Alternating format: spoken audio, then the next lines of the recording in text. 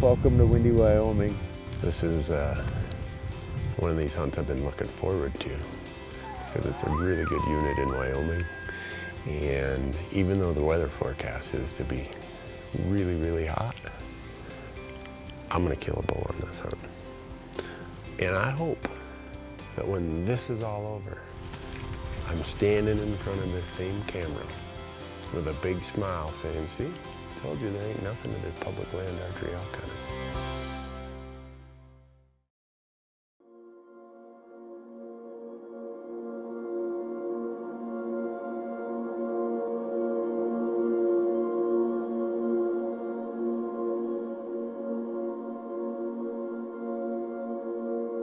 Right now I'm in Wyoming and I'm having more fun fighting the heat, fighting the wind, hiking these ridges.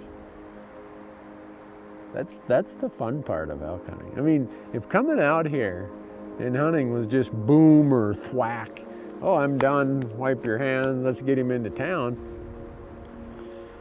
I'd be so bored with hunting, I'd probably have quit a long time ago. Opening morning, at least for me, in Wyoming, my favorite elk sign right there, road closed. We'll see what we can find. One of the, I don't know if you'd call it intriguing or frustrating or whatever, one of the attributes of this unit is there's a lot of private, and the public makes these long strings out into the private, and it's just hard to hunt. But that's part of why there's some nice bulls in here, is a lot of people don't really want to hunt it. And they certainly don't want to hunt the portion out here where I've been hunting, where it's a lot of public mixed with private. Kind of like I expected. Most of the elk, or at least the elk I can see, are out on the private. And the private's this big, flat area, a lot of good food. And these mountains come in from the north, and the public right down there on the boundary, that's the bedding cover because it's shade. And when it's shaded like that, the elk will feed all morning. Quick as the sun starts hitting them in about an hour or two, they'll start feeding their way up here, and they'll bed right up in the north slopes here where they got some shade. And this is public, this is private. So I'm gonna let them get up here onto these hills. Then I'm gonna make a big loop around them, and I'm gonna get right between them and the private. So this afternoon, when they decide they're gonna get up and feed and start mingling back to the private, I'm gonna be there to intercept them.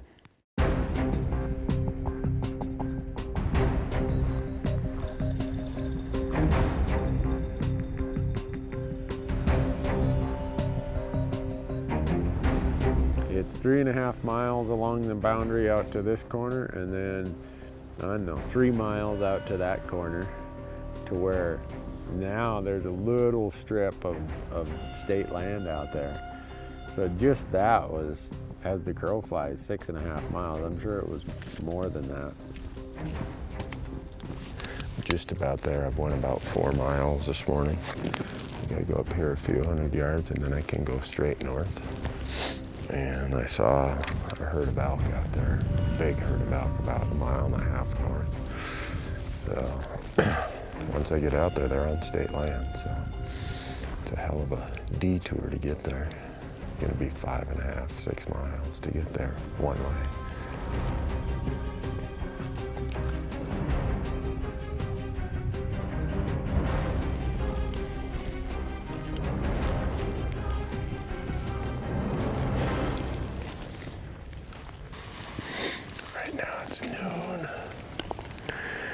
Thinking I'm gonna just sit down here in this bottom and listen for a half hour.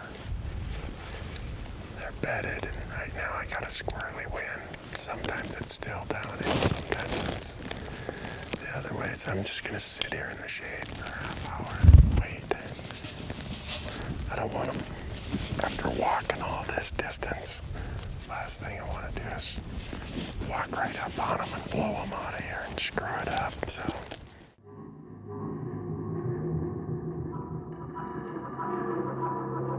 Had my socks off, my shoes off.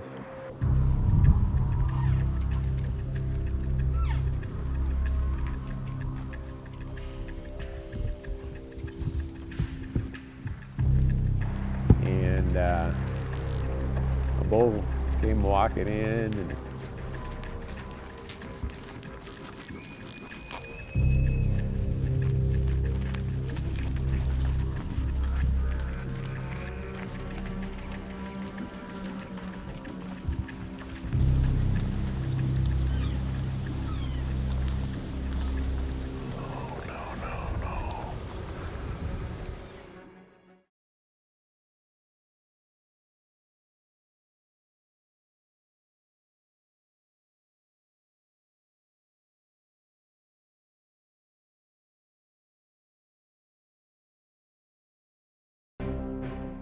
Leupold's Fresh Tracks with Randy Newberg is brought to you by Leupold Optics, Go Hunt Insider, changing how hunts are found, Kenetrek Boots for the trail less traveled, the Rocky Mountain Elk Foundation, and by Rocky Mountain Hunting Calls. We call the game.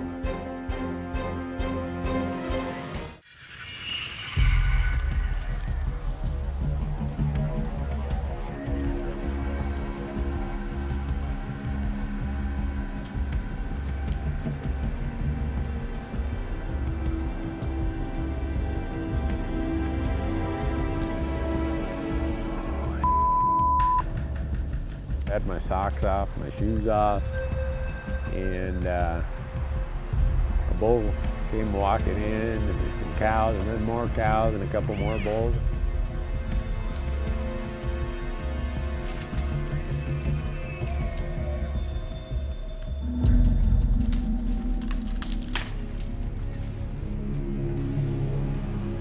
And the one bull came walking right out to me to 18 yards and just stood there broadside for a long time.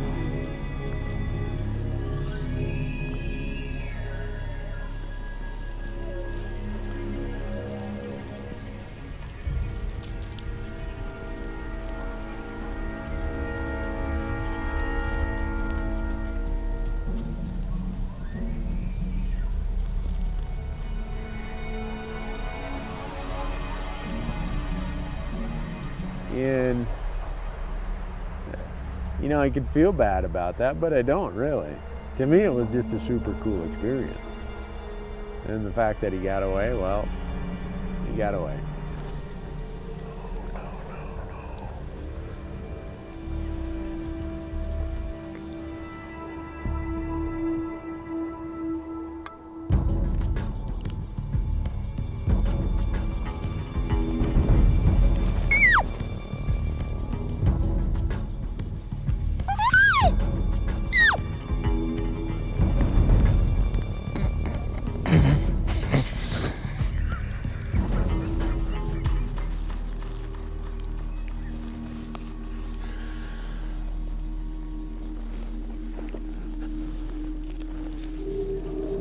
It wasn't what I had in mind for what I wanted out of this hunt.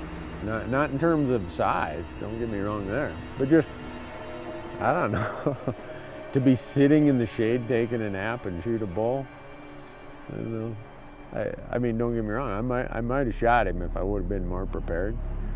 But the fact that I wasn't prepared and it was a chance encounter I had zero expectations of, yeah, not the end of the world. There'll be other elk. There'll be other days. There'll be other opportunities. Teach me to be taking an afternoon nap. That was cool.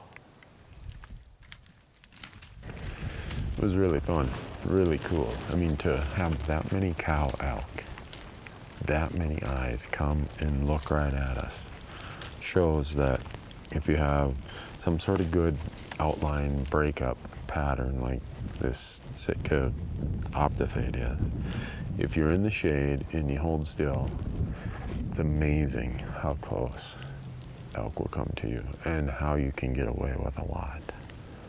But, oh well, gonna go find some other ones, hopefully.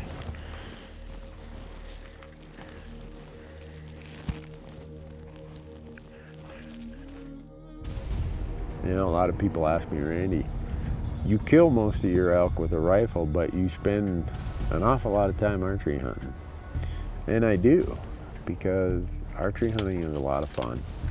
It's a time of year when you can be out here when the elk are bugling in the rut. And quite honestly, I'm about getting closer to animals. I'm not necessarily about killing animals and filling tags. I know a lot of people are, but for me, the essence of hunting at this point in my life is about how close I can get. And I know some people are going to be upset when I say this, but I see too much, I read too much of it, I see too much of it on TV of people, oh, I topped my personal best. I had them at 600 yards, but I moved back to 750 because that's my personal best. That just sickens me. Anyone who would back up to take a longer shot should lose their hunting privileges. It's that simple. You don't have the respect for that animal that you should have. It's all about me, I. And I don't care how pissed off you get about it. That's just the fact of it.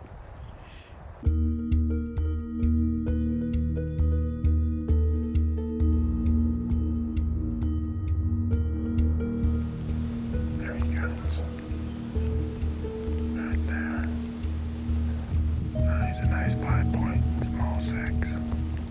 Trying to get to this water hole right up here about, I don't know, 600 yards up the trail. But I keep running into elk. I think they're going to the water hole also.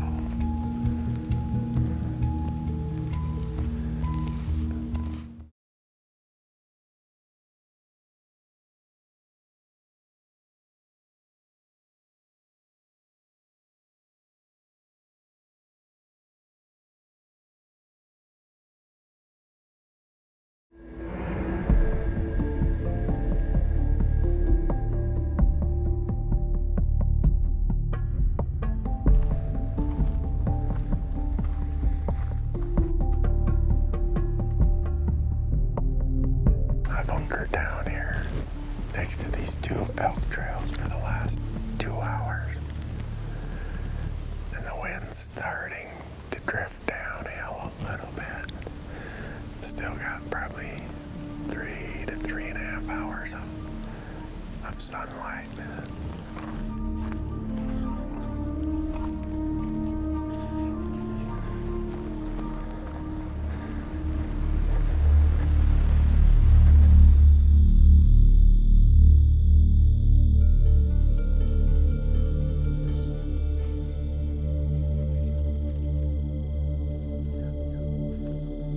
The big bull just came out on the back end of this meadow. But my worry is he's heading up to private and I can't get there in time.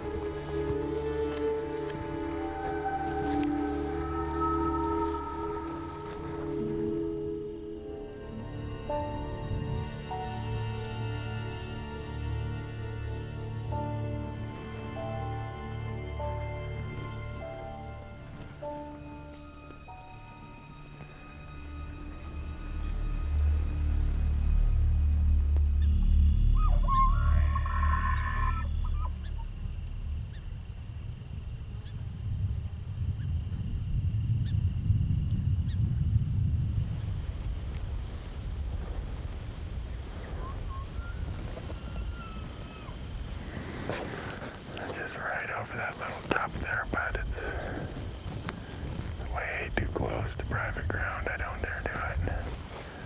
I'm gonna stay here and see if some more come down in here.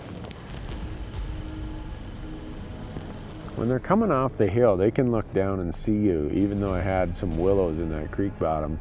So you're really in a tough situation, and the wind was not good. And one really big bull came out and pushed his cows up on this bench.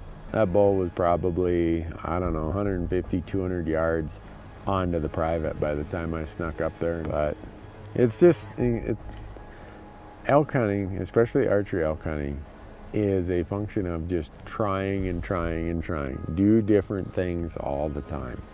And you never know when one of them's going to work. And over the course of time, you sort of figure out, okay, these things seem to work quite a bit. So you do that more than the things that seem to fail quite a bit.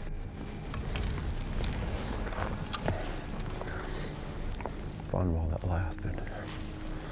But we got a few miles to cover before the sun. Well, we're not going to cover them all before the sun goes down, let's put it that way. We got a few miles to cover by headlamp.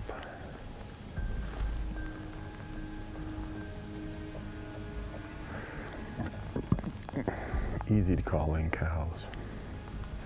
If you want to earn your keep, call in bulls. That's when it gets hard.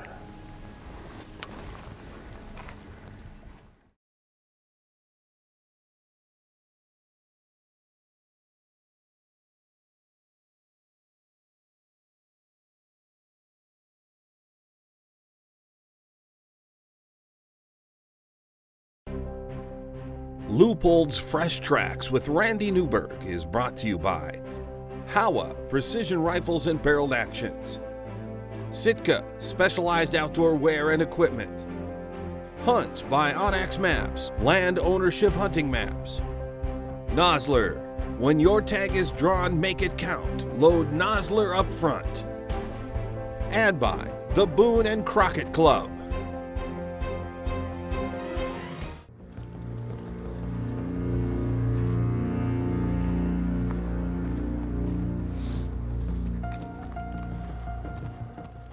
An early season hunt like this. This is what I'd call pre-rut. Early September, you got such warm temperatures that you have to come in well before sunup. I've already been on the trail for over a half hour, and my goal is to get about 2 to 3 miles out there by the time the sun is up.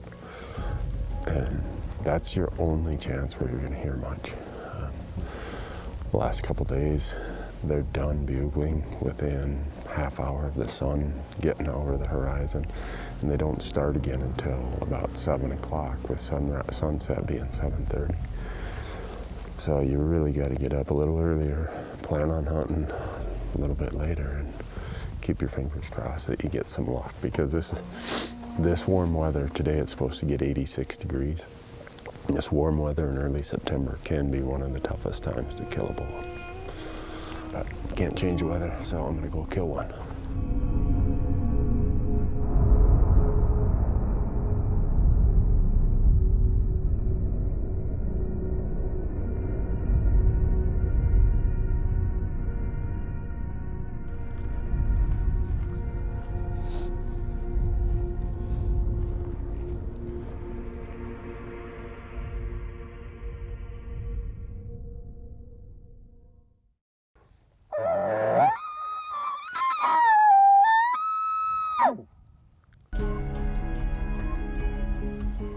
Nice bull. You know, it's crazy. I've been hunting elk now for, what, 27 years, 25 years.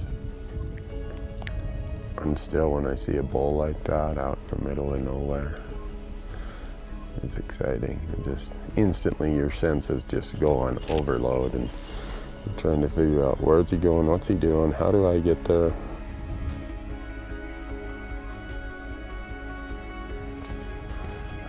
I gotta go kill that bull.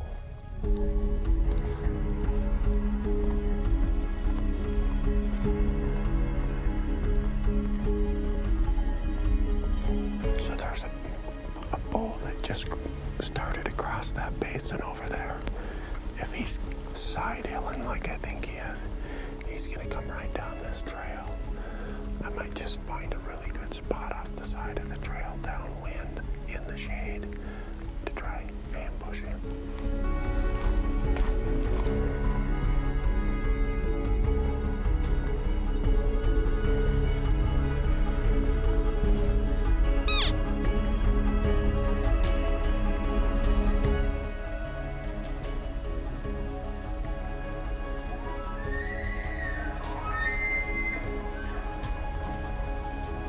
Everything's going according to plan. Camera's set up. Me and the other camera move down here, and I can hear the bull bugling, and I stand up and I look and I can see his antlers, and he's coming down. He's got a little gully, and then he's got to come up, and he'll be on this grassy bench, and I glass that and range it, and I'm having like 20, 25 yard shots.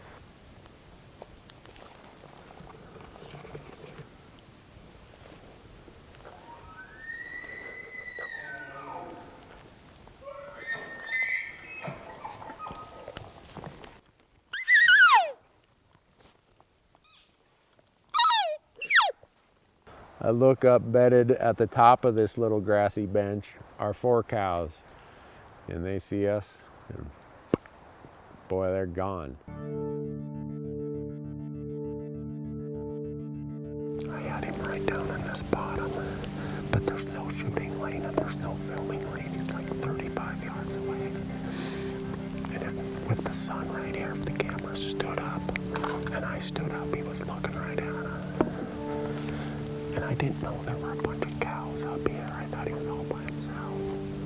And then when I stepped into his shooting lane, those cows saw me and they bolted.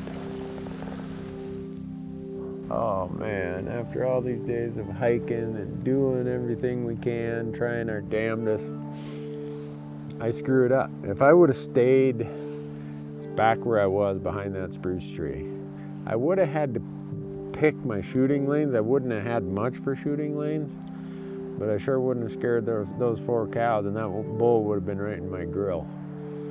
And I might be sitting here telling you the story about how you field dress a bull elk.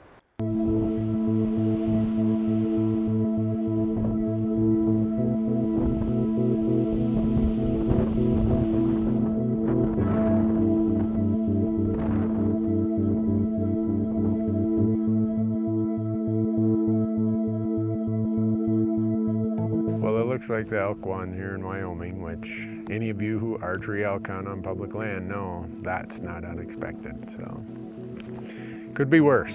You know, I get to come back here in November with a rifle on this same tag. Me and my buddy Pat Schmidt, we both have tags. He's coming out from Wisconsin. We're gonna be back here in November with rifles, and we're gonna get even.